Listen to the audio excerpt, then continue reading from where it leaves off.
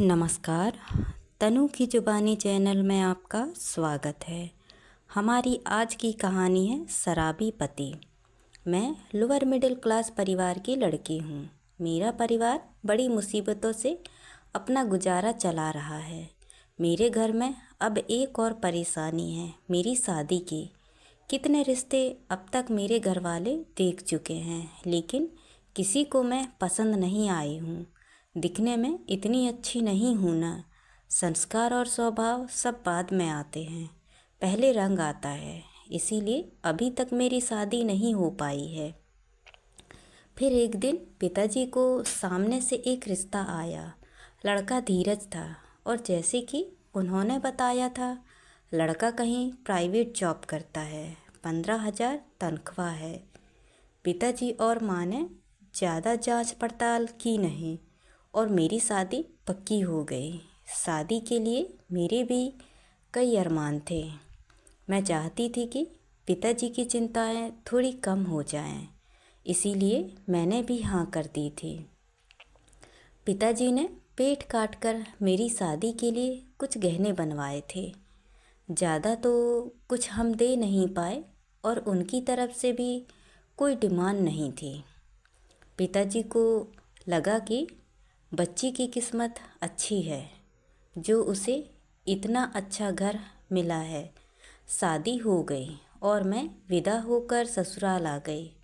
सुहाग रात को मैं अपने बिस्तर पर बैठी उनका इंतज़ार कर रही थी। मेरे मन में कई तरह के ख्याल थे। मैं थोड़ी घबराई भी थी।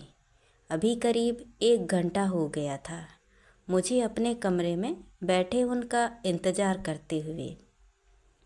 तभी बाहर से मुझे कुछ चिल्लाने की आवाज़ें आने लगी। मैंने दरवाजे के पास जाकर देखा तो धीरज और उनके पिताजी के बीच में बहस हो रही थी। मुझे लगा कि दरवाज़ा खोलकर बाहर जाऊं, लेकिन मैं वहीं रही। फिर कुछ देर बाद वो ज़ोर से दरवाज़ा खोल के अंदर आते हैं। उनके आते ही कमरे में बहुत दुर्गंध फैल गई। वो बुरी तरह नशे में थे, फर्श पर गिर पड़े। शायद पिताजी उन्हें यह चिल्ला रहे थे कि वो आज शराब पी कर आए हैं। मुझे तो कुछ समझ नहीं आया, क्या करूं। रात भर वो वहीं फर्श पर सोते रहे। सुबह जल्दी उठकर मैं किचन में गई। सास ससुर दोनों मुझसे नज़रें नहीं मिला पा रहे थे। मैं उनके लिए चाय बनाकर लेकर गई। वो कमरे में थे।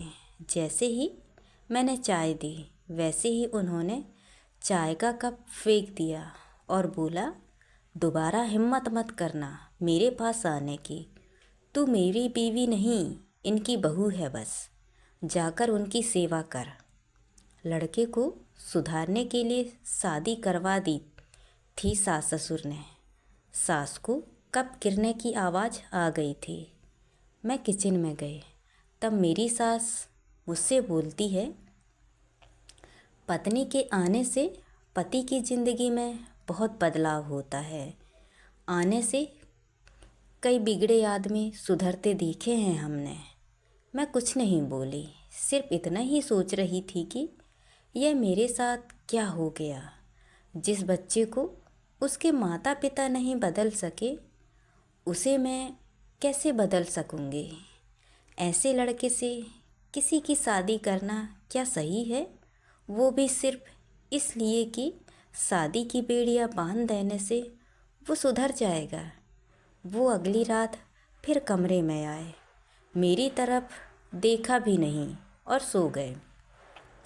सुबह जब मैं उठी तब मेरे कमरे का कबर्ड खुला था।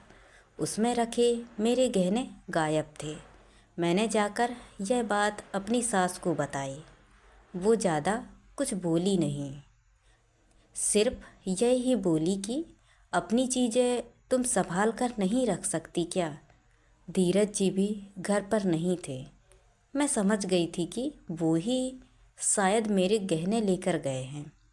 उस दिन पूरा दिन और पूरी रात वो घर ही नहीं आए थे।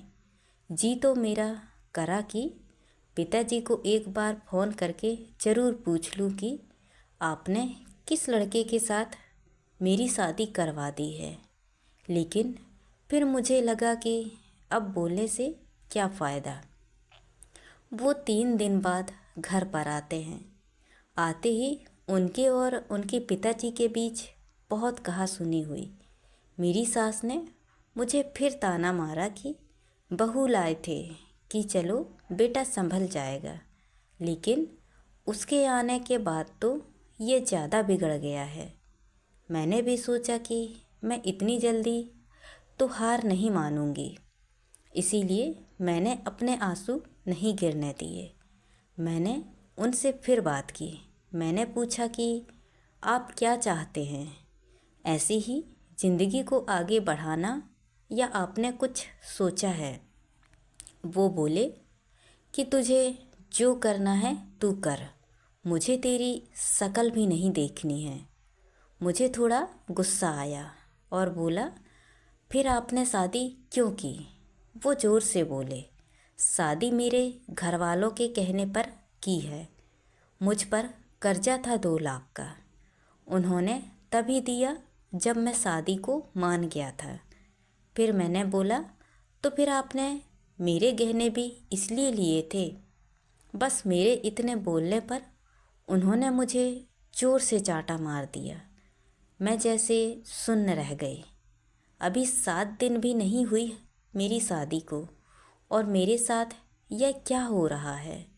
अब मैं रात भर सो नहीं पाई। मैं अपने भविष्य के बारे में सोच रही थी और मेरे सामने कई विकल्प थे जिसमें से मुझे चुनना था। रात भर मैं वही सोचती रही। फिर सुबह हुई और मैंने अपना सामान पैक कर लिया। मेरी सास मुझसे पूछने आती है कि यह क्या कर रही हो। मैंने बोला, मैं अपने घर जा रही हूँ। सास ने मुझे ताना मारा कि तुम्हारे घर में खाने को नहीं है, 2 दिन में वापस तुझे यहीं आना पड़ेगा। मैंने बोला, मैं जैसी भी हूँ मेहनत करके खा सकती हूँ, तुम्हारे बेटी की तरह चोर और शराबी नहीं हूँ। मेरी सास मेरा मुंह देखती रह गई। पता नहीं मुझ में इतनी हिम्मत कहाँ से आ गई। मुझे पता था कि यह मेरे और मेरे परिवार के लिए बहुत संघर्षपूर्ण हो सकता है, लेकिन उस समय मुझे यही ठीक लगा। उम्र भर ऐसे किसी के साथ कैसे रह सकती हूँ जो चोरी करे, शराब पीकर मुझे मारे।